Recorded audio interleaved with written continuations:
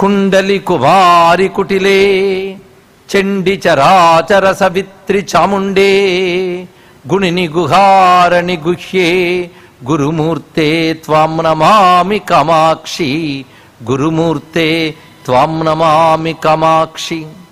జయ జయ జగదంబ శివే జయ జయ కామాక్షి జయ జయాద్రిసుతే జయ జయ మహేశ దయితే జయ జయ చిద్గగన కౌముదీధారే.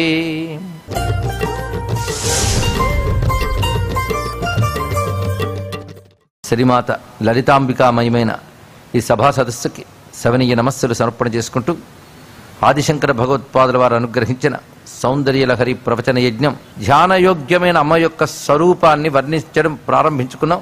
గతేర్మాణిక్యత్వం నుంచి శ్లోకములు వరుసగా అమ్మవారి యొక్క దివ్యమంగళ విగ్రహ ధ్యాన శ్లోకములు అని వర్ణించవచ్చు. అంటే శిరస్సు మొదలుకొని పాదము వరకు ధ్యానించే పద్ధతి ఇందులో కనబడుతున్నది. ఒక్కొక్క శ్లోకం మన ధ్యానాన్ని పటిష్టపరుస్తున్నది. ఇక్కడ అయితే సాధారణంగా పాదము నుంచి కేశం వరకు అథాంగ పూజలు మనం చేస్తుంటాం. ఇక్కడ శిరస్సు నుంచి పాదం వరకు చూపిస్తున్నారు. స్త్రీమూర్తుల్ని వర్ణించినప్పుడు శిరస్సు నుంచి పాదములకు వర్ణించాలని ఒక నియమం ఉంది పెద్దల సంప్రదాయంలో. అంటే అంత వర్ణించిన చివరికి పాదముల మీద దృష్టి నిలిచిపోవాలి, అందుకోసం అక్కడి వరకు చేస్తారు. ఇంకొక పద్ధతి ఏంటంటే అమ్మవారు చిదగ్నికుండ సంభూత, పరశంభువు చేసినటువంటి మహాయాగంలో చిదగ్నికుండం నుంచి ఉద్భవించింది. ఉద్భవించినప్పుడు మొట్టమొదటిగా శిరస్సు అలాగ క్రమంగా పైకి వచ్చింది. ఏ క్రమంలో అమ్మవారు వచ్చారో ఆ క్రమంలో వర్ణించడం అనేది సంప్రదాయం. ఈ క్రమాన్ని పాటించిన వారు వసిన్యాది వాగ్దేవతలు. ఆదిశంకర భగవత్పాదుల వారు మాటి మాటికి వారిని స్మరిస్తూ ఉంటారు ఈ శ్లోకాల్లో. సంతహ అన్నప్పుడు, కవులు అన్నప్పుడు వారి దృష్టిలో వసిన్యాది వాగ్దేవతలు. అది వారు చెప్పిన మాటలు ఈ శ్లోకాలు అనేక చోట్ల కనబడుతుంటాయనేది మనం ఎప్పటికప్పుడు చెప్పుకుంటున్నటువంటి అంశం.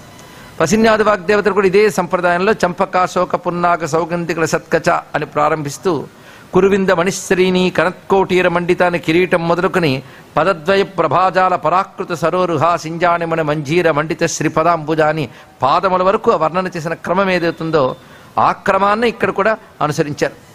అమ్మవారి స్వరూపంలో ఒక్కొక్క భాగాన్ని భావించడం, ఒక మంత్రశక్తిని అనుసంధానం చేయడం, ఒక విరాట్ దైవశక్తిని అనుసంధానం చేయడం అని అన్వయించుకోవడం జరిగినది. కనుక ఇది కేవలం వినడం వర్ణించడం మాత్రమే కాకుండా ధ్యానించడం, శక్తితో అనుసంధానం అవ్వడం అనేది ఇందులో ఉన్నటువంటి రహస్యమైన విషయం. అమ్మవారి యొక్క కిరీటము, ఆ తర్వాత దివ్యమైనటువంటి ఆ కేశపాశములు, సీమంత సింధూరం వరకు చెప్పడం జరిగినది. అటుపై అమ్మ వదనాన్ని మొత్తం ఒక్క శ్లోకంలో చూపిస్తున్నారు. అరాళై స్వాభావ్యాత్ అలికలభస శ్రీభిరలకై పరీతం తే వక్త్రం పరిహసతి పంకేరుహ రుచిం దరస్మేరే యస్మిన్ దశన రుచి కింజల్క రుచిరే సుగంధౌ మాధ్యంతి స్మరదహన చక్షుర్మధులిహ. అద్భుతమైన కమలంతో వదనాన్ని పోల్చడం సంప్రదాయం. వదన పద్మం అంటారు, ముఖ పద్మము అని. అమ్మవారి యొక్క వదన సౌందర్యం పద్మంలాగున్నది. పద్మంలా ఉందంటే మళ్ళీ కొంచెం తప్పే.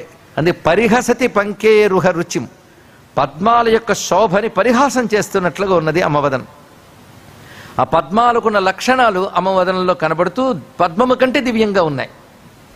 పైగా ఆ తుమ్మెదుల్లాగా పైన అలకలున్నాయి. అలకలు అంటే ముంగురులు. ముంగురులు వదనం మీద ఉండడం ఎలా ఉందంటే వంకీలు తిరిగినటువంటి ఆ ముంగురులు తుమ్మెదలు వచ్చి వాలినట్లుగా ఉన్నాయి. మరొక తుమ్మెదలు వచ్చి వాలుతున్నాయట. ఆ తుమ్మెదలు సుగంధవు మాధ్యంతి, వదనం యొక్క సహజ సుగంధం చేత ఆకర్షితమై కొన్ని తుమ్మెదలు వస్తున్నాయి. ఆ తుమ్మెదలు ఏమిటి అంటే శివుని యొక్క కంటి చూపు అనే తుమ్మెదలు ఈ ముఖపద్మంపై వాలుతున్నాయి. అంటే శివుడు చూస్తున్నాడు ప్రేమగా అని చెప్పడం.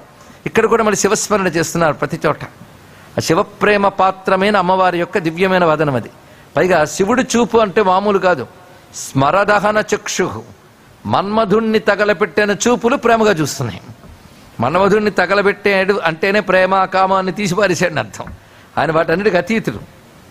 మన్మధుడు అంటే కాస్త ప్రేమ, అనురాగం ఇవన్నీ మన్మథ భావం వల్ల కలుగుతాయి. అలాంటి మన్మధుణ్ణి తగలబెట్టాడు ఆయన. ఆ తగలబెట్టిన వాడు ప్రేమ కామం లేదా అంటే మళ్ళీ ప్రేమగా అమ్మవారి వైపు చూస్తున్నాడు. ఆ చెప్పడం చమత్కారం. స్మరదహన చక్షు మధులిహ. మధులిహ అంటే మధుపములు అనగా తుమ్మెదలు.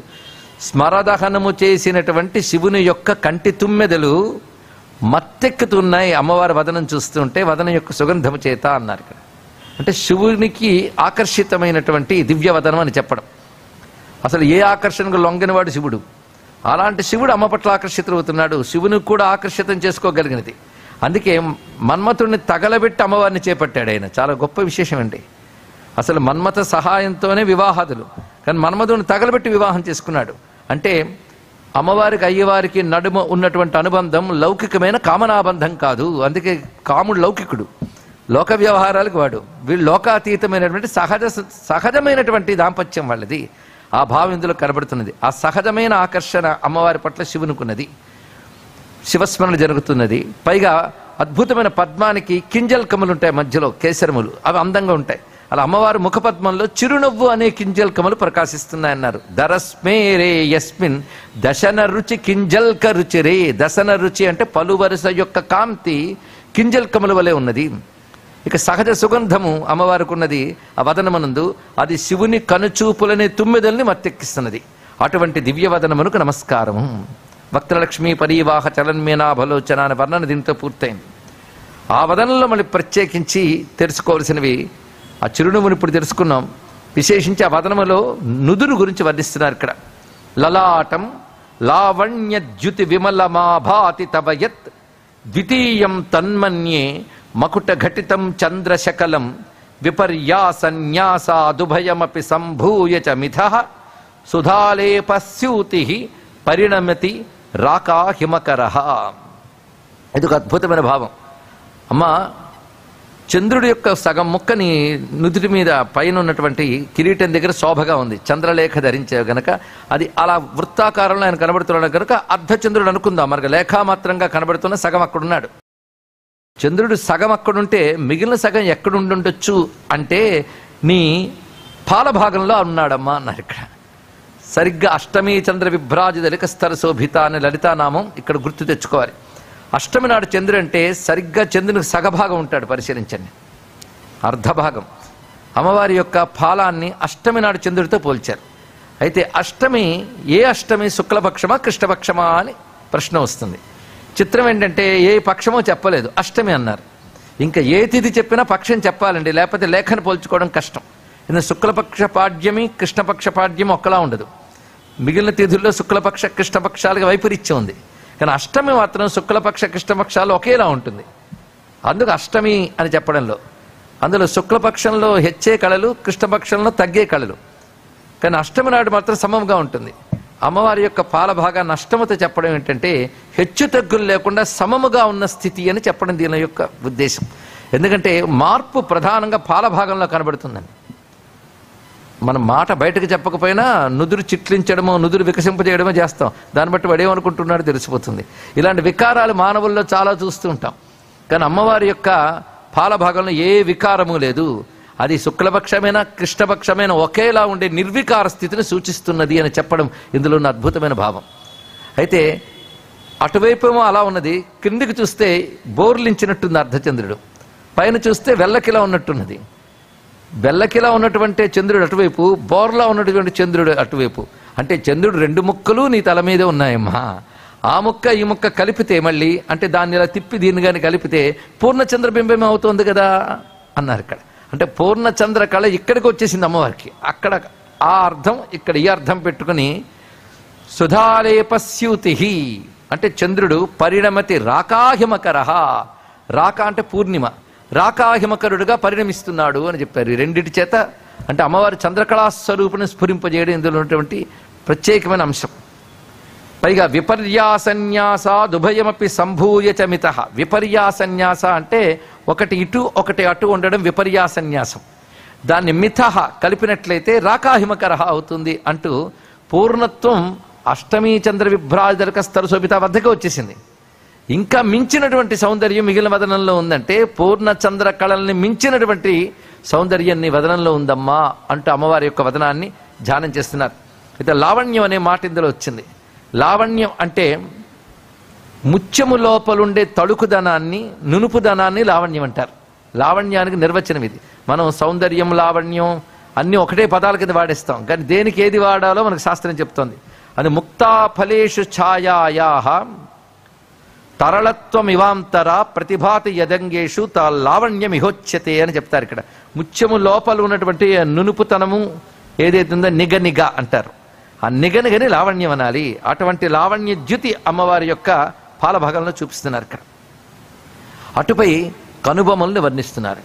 ఈ కనుబొమల తీరు ఎంత అద్భుతంగా ఉంటుందంటే, భ్రువౌ భుగ్నే కించిత్ భువన భయభంగ వ్యసనిని త్వదీయే నేత్రాభ్యాం మధుకర రుచిభ్యాం ధృతగుణం ధనుర్మన్యే సవ్యేతరకర గృహీతం రతిపతే ప్రకోష్ఠే ముష్టౌ చ స్థగయతి నిగూఢాంతరముమే. బయట మన్మథుడు శివుడి దగ్గరికి వెళ్ళి ధనస్సు పెడితే తగలడ్డాడు. అసలు మన్మథుడి ఉద్దేశం ఏంటి? అమ్మవారి వైపు శివుడిని తిప్పాలని. దగ్ధమైపోయాడు ఆయన, ఆ పని చేయలేపాడు. అయితే శివుడు అమ్మవారి వైపు తిరిగాడా లేదా తర్వాత చెప్పాలి. ఎలాగూ తిరిగాడు. అయితే మన్మథుడు విజయం సాధించినట్లా సాధించాడానికి చెప్పలేదు. ధనస్సు ఇంకా పట్టుకుని ఎక్కుపెట్టాడు లేదో తగలడిపోయాడు. మరి అనుకుని సాధించేశాడు కదా.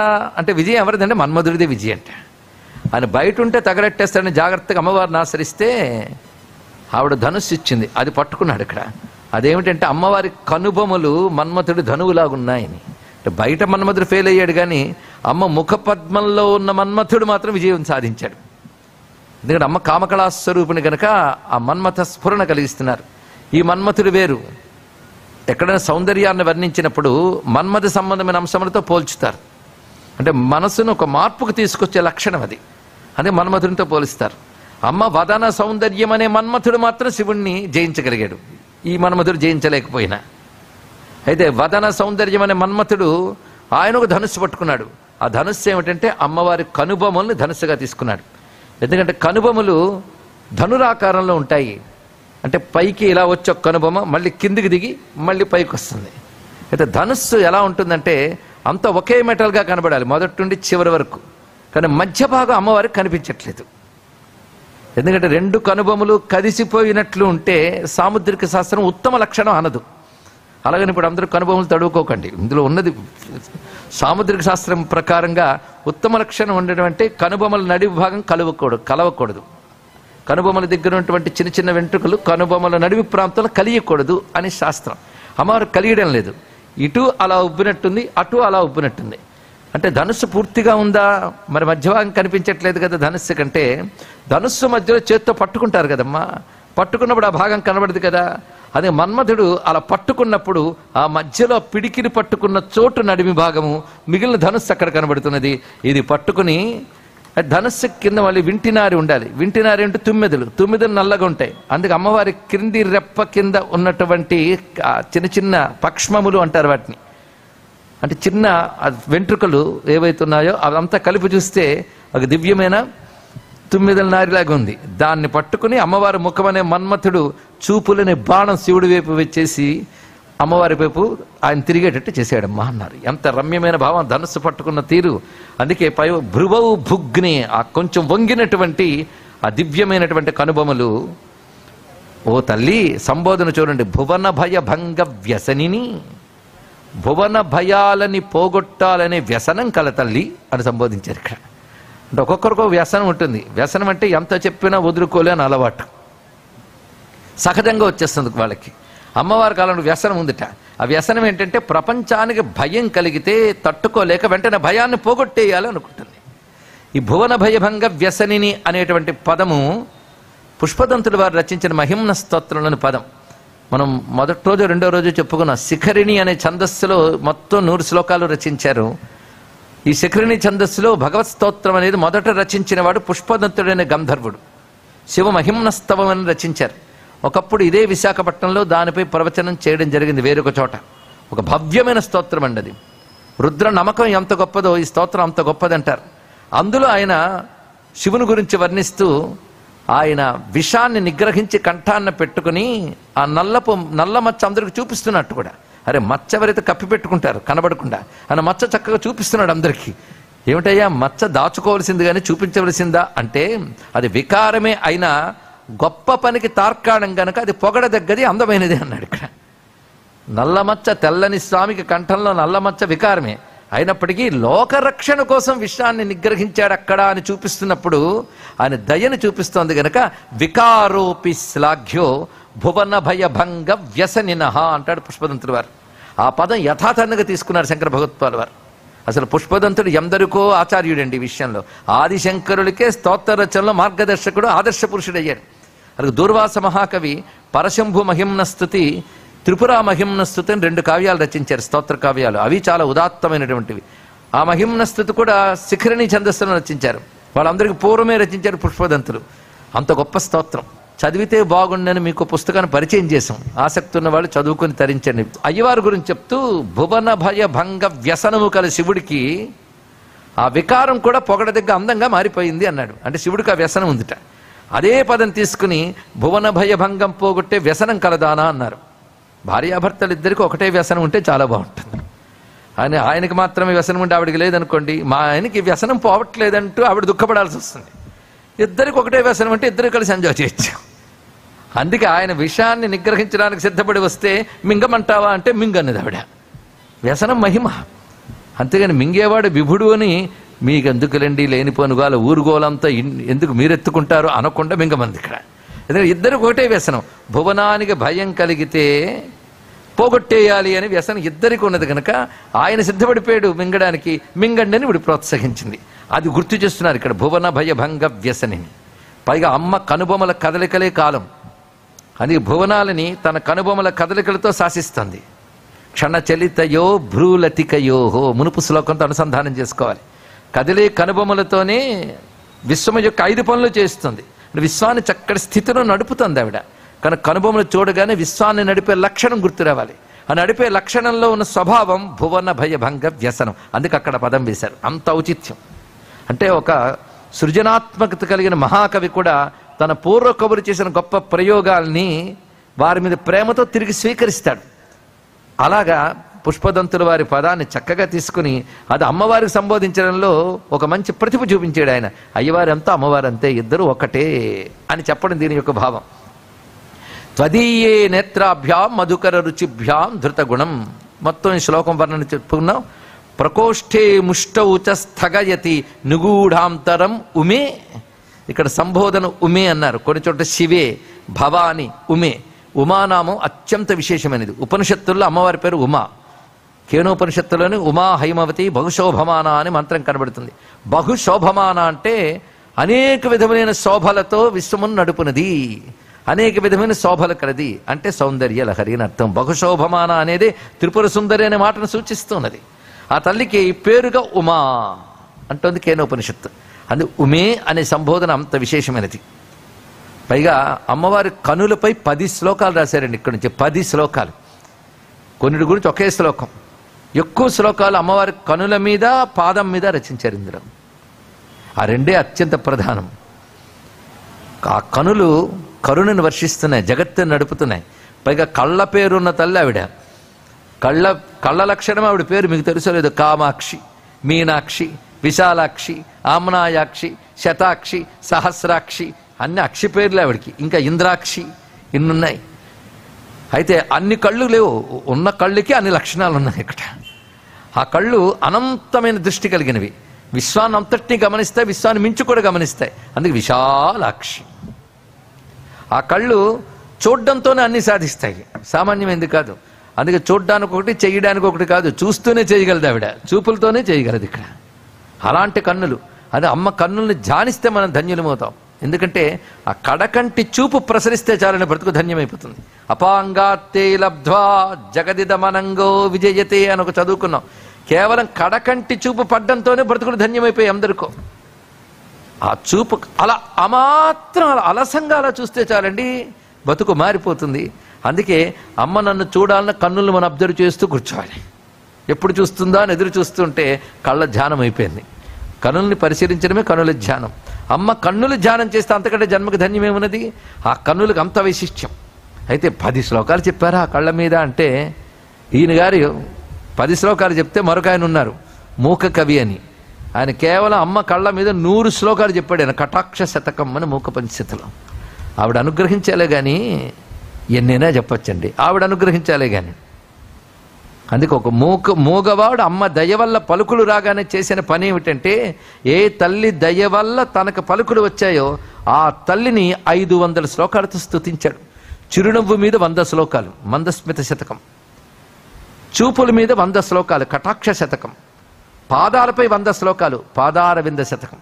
ఇవి కాకుండా అమ్మ బహువిధ రూపాలు, బహువిధ తత్వాలు, శ్రీ విద్యా రహస్యాలన్నింటినీ ఆర్యాశతకము అని 100 శ్లోకాలను, స్తుతి శతకం అని మరో 100 శ్లోకాల్లో చెప్పి 500 శ్లోకాలు రచించాడు మహానుభావుడు.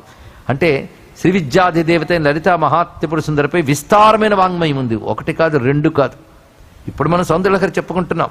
ఇంకా అమ్మ భక్తులకు పనికొస్తుందని కొన్ని సూచనలుగా చెప్పుకోవాల్సిన వస్తే, శ్రీదేవి పంచస్తవి అని కాళిదాస విరచితములుగా ప్రసిద్ధి చెంది 5 స్తవములు కనబడుతున్నాయి.